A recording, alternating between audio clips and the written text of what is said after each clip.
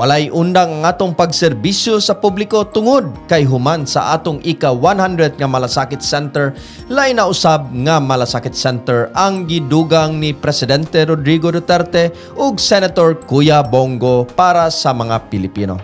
Ang 101st Malasakit Center nga giablihan para sa taga Ilocos Norte. Anaa kini mahimutang sa Governor Roque B. Ablan Sr. Memorial Hospital sa Lawag City.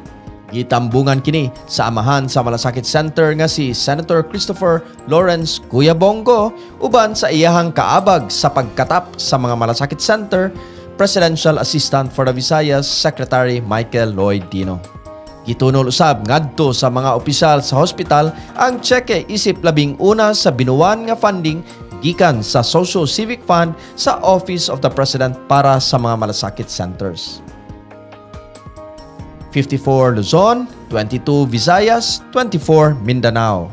Mauna kini ang ika-55th Malasakit Center sa Luzon, 22 sa Visayas ug 24 sa Mindanao.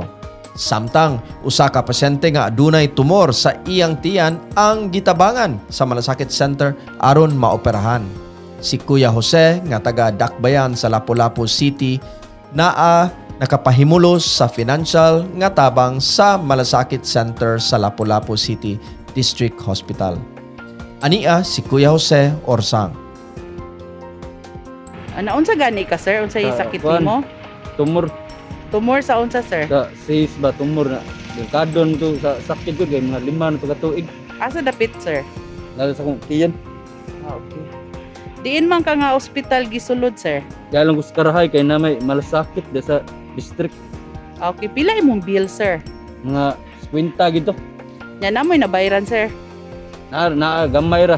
Ang tambal ra. Ang tambal na ko may dako-dako gid. Oh. Na milong gid kapin. Okay, pero si malasakit na katabang gyud. Oh, Ka ngano kisa may nakasulti nimo sir nga naay malasakit sir. sa mura pong mga silingan, mga kailaban, pangutan na lang ko kay nangkamot ko na makuha na kong akong tumor diri ba maglisod og ginawa. Maukadto si Kuya Jose Orsang taga Lapu-Lapu City, usa sa mga beneficiaries sa Malasakit Center. Si Kuya Jose usa lang sa libuan ka mga Pilipino matagbuan nga nanginahanglan og financial medical assistance ug natabangan sa Malasakit Center.